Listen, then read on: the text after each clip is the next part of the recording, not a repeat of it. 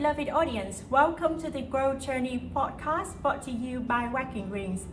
We operate an online marketplace for sustainable products for dog and dog lovers community. And today, we welcome very special guest with us, Mr. David Wilson. He's the director of EMF and the co-founder of Fluent Property. That's correct. Yes, absolutely. And would you like to say hello to our audience? Yeah, hello everyone, pleasure to meet you. Like I say, my name's David Wilson and my main business is business sales. I sell businesses for a living and the business is called EMF. And yes, I do have a property business on the side where we have several residential and commercial properties that we lease out to people across the Midlands really, yeah. Wow, amazing. So David, before we get into the main content of today that the audience very much looking forward to, which is how to value the business and the e-commerce business specifically, we would like to learn from you as your career, how it goes, how it develops, and learn from the lessons that you've been through so far. Sure. Would you like me to start off with a bit of background as to how I got... how we know each other first? Yeah? Okay, fine. Right, so we first met, it was the Greyhound pub in Derby. It was the Hive Thinking event by Kim Lawler. She put it on. It was a bit of a group. We all got together, had coffees and maybe the odd glass of wine. And yeah, we all got talking and I was particularly, we sat speaking for quite some time and I was inspired by your enthusiasm and your energy for learning. So yeah, we sat talking for quite some time, didn't we? Wow, thank you so much for your kind words, David. No problem. And you know what impressed me so much from you at the very beginning is that you appeared like a gentleman. Well, do we not get many of those over here? just like in the movie, I saw British movie a lot to practice my my English accent. Okay. And then I saw in the movie British gentleman, and you just like appeared like a figure in the movie. Fantastic. And you've been so kind and so supportive during the event, and you think, oh, you look kind of lost. Would you like to join me? And things like that. We took you under our wing. That's fine. and later on, I sang you a load of like buffalo, battlefields and stuff from my home country. Absolutely. Well, we've, like I said to you earlier, just off camera, my wife and my son and I, at some point, will be looking to go out to Vietnam, and you'll definitely be our guide. Yeah, I can't wait. I can't wait for that. Yes. Wonderful. And one of the most I'm very much grateful for is that during my study in the UK, and I had some business coursework and we need to submit, and it's about valuing the business, and so I asked you, and then during your working day, I still remember very clearly that you have desktop and like big screens all over the room, and you still spare that valuable time to guide me through, and I'm kind of really puzzled at that time, and I really don't understand much, but you were really patient and helping me out. So I can't say enough how grateful I am to that. I really appreciate that. And for me, and I'm sure you're quite similar, I'm of the view that the more good things you do for people in general in life, the more good things that come back to you naturally anyway. It's sort of like karma, the more good stuff you put out, the more good stuff comes back. So yeah. Right. I really do love helping people, and if it helped you in any way, shape or form with your coursework, then good news, yeah. Yes, I win the best performer of my course. Okay. Yes, and being awarded with the best performer prize from Nottingham Business School. Amazing, that's brilliant news. Really congratulations. Thank you so and not much. just thanks to me, it's all to you, of course. Thank you so much. So you said about karma. You're not Buddhism, so you know about this as well. What's that? Sorry. With karma. Yes, karma. Right. Okay. Is that something in Buddhism, right? Oh yeah, I do believe it is, but yeah. So it's you put out good energy and do good things for people in the world, and karma. Whether it's a good karma or bad karma, it comes back to either bite you if it's negative or praise you, so to speak, if it's positive. So I find myself helping a lot of people that don't necessarily go anywhere, You know, I remember recently I spent quite a bit of time with a lady who was looking to sell her business, and it wasn't the right time for her to sell a business because she wouldn't have achieved what she wanted to achieve for her business. But I think I spent the best part of half a day with her, and out the back of it, I got nothing for it. I didn't get paid. I didn't get absolutely anything for it. But maybe in a couple of years' time, when the business is built up a little bit more, she might come back to me to sell it. But she's already told 2 or 3 people already about me, and they've given me work. So yeah, it's wow, that's fantastic. Yeah, I see how things regulate now. absolutely, yeah, sure. You inspire me to be kinder, you know. You've got to be kind. What else? You only get one go at this life. You've got to be kind. You know, because you know, previously, like a couple of years ago, I'm trying, because I'm very much focused on my career, focused on my staff development. Sometimes I kind of not being that out there spending time with people and things, you know, because I feel set priority for myself. Okay, that's interesting. But then seeing you like being so generous and so helpful and so kind to people around you, just such a positive energy and such an amazing deed that I need to learn from. I'm sure you do it already, but you know, you might need to just spend a bit more time doing it. I don't know. Over the years, so I remember, during the pandemic, I signed up for St John's Ambulance, and I was giving the vaccinations to people. It was like a voluntary thing. I used to be a special constable in Staffordshire Police, volunteering my time. If there's an opportunity to sort of give back, I think it's important. I think if everyone just gives back a little, it makes the world a really, really good place. I really do. So heartwarming. Fair enough. Nice. Right. So, Sure. David, as far as I know, that you hold a Bachelor Computer Science Bachelor degree, right? I've got a BCS Honours in Computing Science, Yeah. First Class Honours degree for my sins. Wow. Lots of late nights, lots of library visits went into getting that degree. Absolutely. Yeah. And do I use it? So proud. On a day, I certainly don't use it for the purpose of getting a job, but the skills that I learned along the way and the people that I met along the way, I think is important. Yes, but how things switch for you, just like it's really amazed me, because it is so totally two different aspects, different industry, different fields. Sure. One is something about computer science, machine learning, web development and things, and another is finance, indexes, different terms and crazy terms. Absolutely. Yeah. So how can you just switch, and how's your career going? What did you make that decision? Okay, so I think it's probably a good idea to give you a bit of background as to how I got here in terms of business sales. So I left Staffordshire University with a first class honours degree, like I said. As I was coming out of university, my brother, he had a cleaning company, and he was going through some troublesome time with his wife at the time, and he needed some support in the business. He knew that I was going on the market, so to speak, about to go out in the big wide world and find a job, and he said, do you want to come and give me a hand with the business? So giving him a hand went from giving him a hand to owning half the business, to growing the business, and eventually selling the business. During my time, I know that I didn't use my computing skills very much in that business, but I learned the course of, I learned how to grow a business during that time. So, and not only that, I learned how to sell a business, which was very important. Learned a lot of lessons along the way. There's certain things I'd have definitely done differently now had I known what I know now. But I did that. Sold the cleaning company in 2008. I went to work for a company doing some development, web development, coding and whatnot. Worked for them for a little while, and I got to the stage with them where they were laying off quite a few people in the business, and I wasn't one of them. They weren't looking to make my position redundant, but the writing was on the wall.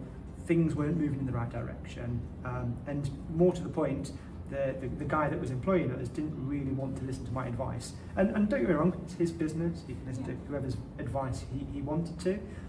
But yeah, I made the conscious decision at that point to stop working for somebody else and go back to work for myself. So I then went and set up an advertising company, You set it up. I set it up from scratch. From scratch, yeah. Wow! But why you go into advertising company? Is that because of the previous company you do coding and work? So the company that where I worked with, they did. So I did development for them, but they did advertising as a business, and I got to learn and understand more about advertising, and clearly where they were doing things right and where they were doing things wrong.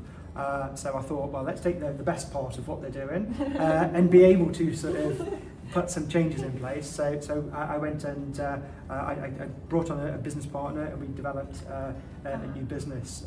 It was an interesting business actually, because what we were working with was independent distributors of lots of different companies. Now, the issue that we had was the advertising that we used to do was a lot of it was national media. So we'd go in newspapers, we'd go on the radio, we'd go in lots of online publications. But let's say, for instance, we're sat here in Nottingham at the moment. If there was a local distributor in Nottingham, well, they wouldn't want a lead coming in from their advertising up in Scotland or down in Devon, because it's too far for them, and it wouldn't work. So, from a development perspective, we created a system that understood people bought different areas, and it distributed the leads accordingly, and did like a credits-based system and whatnot, and it really took off. We also, in the business, we implemented a referral marketing scheme, which meant that anytime you referred someone to the business, anytime they spent money with us, you'd get a little kickback, which obviously it really propelled the business forward. Bearing in mind if you look at the lifetime spend of our customers, it was growing and growing and growing. So so that was that. So the advertising business that we set up, I sold that at the end of 2014. At the end of 2014, when we sold, my now wife worked for me then. So we've been together for some time. So we sold out, and we both found ourselves without a job, so to speak. We weren't doing anything. So we made the conscious decision to do nothing for 6 months. So we did like a mini retirement. Oh, that's so amazing. Time for yourself and reflection. And sure, absolutely.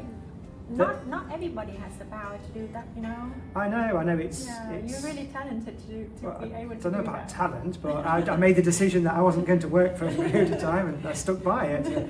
But yeah, so the one thing I'll say, if you get the opportunity to get 6 months or even up to a year to take out of your career, especially when you're young, your body's fit and healthy, and you can do lots of exciting things, do it while you're young. Because if you wait till you're 60, 70, or whenever it is that most people retire, well, your body's not working very well.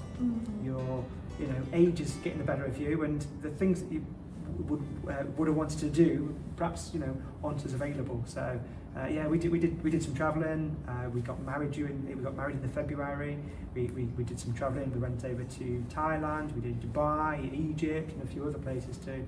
So it was amazing. I'd highly recommend it to anyone to take 6 months out and to just explore the world, do whatever you want, even if it's just sit at home and watch Netflix.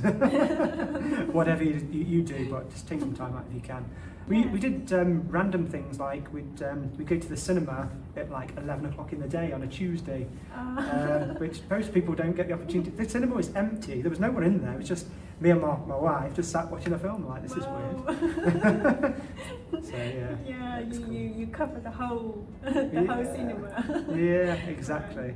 So we did that, and then with obviously the proceeds from selling the businesses and whatnot, started buying some properties, because I'm a firm believer of bricks and mortar for paying you into the future. So got some properties, and I was looking for a business to buy when the opportunity came along for me to acquire EMF. So EMF, we've got offices all throughout the country, and what I bought is for the whole of the Midlands. Wow. So that's really impressive. Well, I thought that the reason for buying it was I wanted to get to see other people's businesses firsthand, get to understand their businesses, get to sell their businesses in the process, get to see business deals, and if it wasn't for me, we could sell them, and everyone wins at that point. So yeah, it's really eye-opening being able to go into lots of different businesses. It's really eye-opening. It's so. I just can't imagine when will it be getting there. You know, like some business and my business as well. Yeah. The first time when I met you at the pub, and then you talk about. I asked what you do, and you said, I sell businesses. Yeah. I said, what? What is that? Yeah. It's you know how they say you have to have an elevator pitch. Yeah. So an elevator pitch is you tell somebody about your business in the time it takes to go up an elevator, and it's the simplest way I can put it. I sell businesses. 3 words. That's what I do. So and that's obviously what I do now. And my wife, she worked with me for a little while in this business, but we bought her a HR consultancy business because that's what she retrained to do afterwards. Oh, so I saw your post on LinkedIn on your wife. She's very beautiful. Yeah, she is. Yeah, absolutely. Yes, you are so lucky to know each other. Yeah, she's lucky, right? Yeah. No, I'm joking. But I never know that you actually bought a business for her. Yeah. Oh my God, this is so massive. Well, it's cool because, like I say, the opportunity that I get by seeing lots of different people's businesses along the way, I get to understand when there's a good deal out there and something that would fit. Now, I've got a duty of care to make sure we're fair to everyone. The seller of the business really got a fair deal, absolutely. I know that my wife is a good custodian of the business. So yeah, it worked for everyone, and we put together a deal that made everyone happy at the end of the day. Yeah. Wow. So yeah. Massive stuff. I cannot even imagine. It's good fun. I'm glad that she does HR because that's not my thing. All the interviews and So absentee. she's like her business is like HR for other companies when they don't have the HR department, right? Correct. Yeah. So typically businesses that have got sort of, obviously we've got to have employees, otherwise that would be pointless, right? Typically most of her businesses have got between sort of probably 3-5 is a minimum sort of number of employees, anywhere up to sort of like 30-40 employees, and she works over that sort of size. A lot of businesses have their own HR function in-house, but what she does is she bridges that gap and she works on a retainer basis with lots of different businesses to give them support when they need it. And she does basically acts as their whole HR function for them. And it's good fun for her because she gets to, like me, I get to go into lots of different businesses and see what they do. She sees it from a people person, a people perspective. But yeah, it's good fun and she enjoys it. Great fun. So what about like if you bought a business and you will be responsible for the whole operation, finance and everything for that business as well, right? Yeah. So So is your question about what you're responsible for when you buy a business? Yeah. Okay. Now, when you buy a business, there's 2 ways to buy a business. Okay. One is known as an asset purchase, or the other one is a share purchase. So if it's a limited company in the UK, you can opt to buy the shares of that limited company. So let's say you've got the limited company over here and the business is in it, so it contains lots of assets, it could have vans, equipment, furniture, whatever, it owns stored over here. As an asset sale, you buy everything out of that business into, it could be your own name, another limited company, or whatever. So that's one way of buying a business, and that's called an asset sale. The other one is a share sale, where you buy the shares of that company, so you just take over that company. But when you take over that company, you take over its assets, its liabilities. So it's minus. So you minus 30,000, but if you've got £10,000 worth, it could be cash, or it could be customers owe you £10,000. You net them off against each other. Minus 20,000. Yeah, so you would. So you need to pay. You need to be responsible for that net of 20,000. So when you buy the business, you're inheriting debt. Oh God. Okay. Now, sounds scary, right? Yes, it's so scary. It's not scary. Yeah, you millionaire, you millionaire. Definitely not yet. I see that the solo power enable you to do that. If you don't have that much, finance and budget, how could you buy businesses? So there's lots of ways to buy a business. As a general rule of thumb, small businesses, a small business by my definition is a business that sort of employs up to, like, say, 20 people, that the owner's involved in the business on a day-to-day basis. So let's say it was an e-commerce business, the owner might be boxing up and shipping goods, or they could be doing the ordering or managing the website. If the owner's involved in the business, it's sort of like a small business. Questions that you need to have a lot of money to Oh, buy right, businesses. yes. So, Yeah. but then you said there are a lot of different approaches to buy businesses. Yeah, okay, fine, yeah. So you don't necessarily need all the cash up front, okay? Don't get me wrong, it helps. Small businesses, small businesses, a lot of the transactions are done with cash. So if, for instance, let's say we were selling a fish and chip shop, or a small e-commerce business, or a restaurant, convenience store, something small and manageable, then the seller of the business would expect all that money up front. So then you've got to look at, well, where does it come from? Let's say we were selling, I don't know, let's call it a little IT company, and we're selling it for £300,000. Okay. Well, you've either got to have £300,000 sat in your bank and go, there you go, there's the £300,000, or you could go to a bank and say, I've got £50,000, I want to borrow the rest. Now, because you're buying a business that makes money, it can service the debt, the interest on that. So let's say, for instance, the interest costs you about £10,000 a year. Yeah. So as long as the business makes that and more besides, it can pay the debt off, and you can buy the business, and over a period of time, you pay off the loan, and then you've got the business without having 300 grand sat in your bank to begin with. Right. So that's one way of doing it.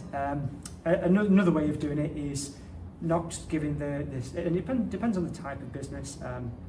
If it's a slightly bigger business, or it's a business where it depends on the owner, a lot of the time what people do is they won't give all the money for the business up front. So let's say we've got a business and it's being sold for £1 million.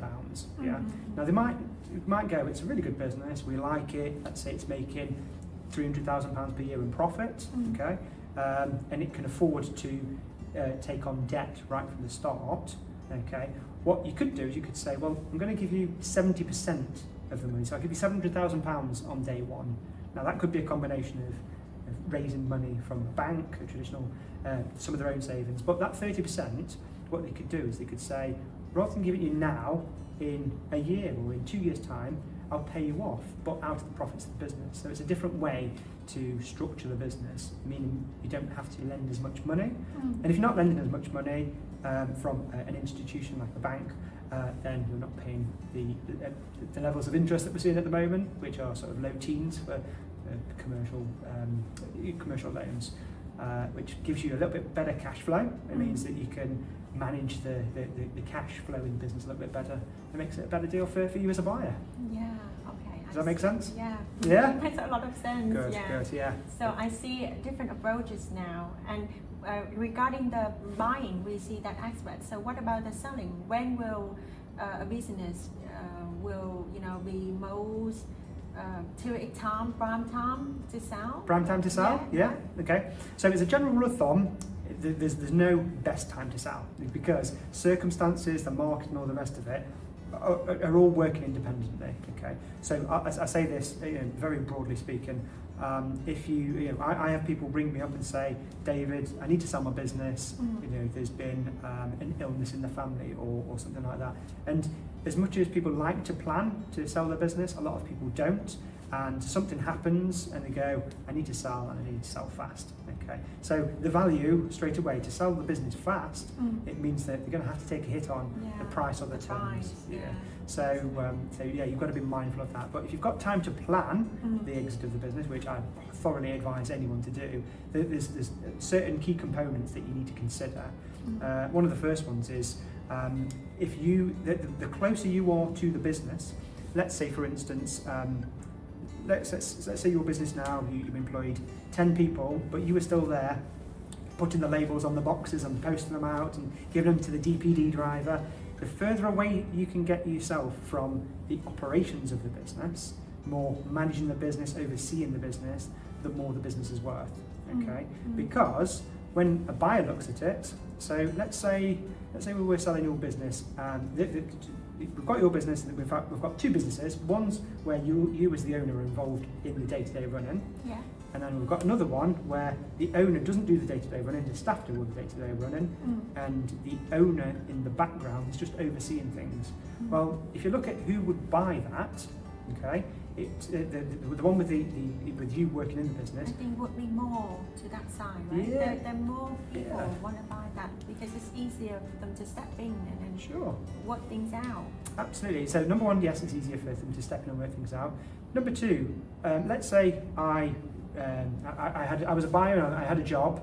Well, I could buy the one that's under management already without having to get too involved in the business. I could just keep an eye on it. Yeah. Whereas the other one, I'm either going to have to work on it myself or replace the owner with somebody else and hope that they pick up all the right knowledge from the owner and there's a seamless transition. And you could leave yourself vulnerable. There could be risks there if you're not careful.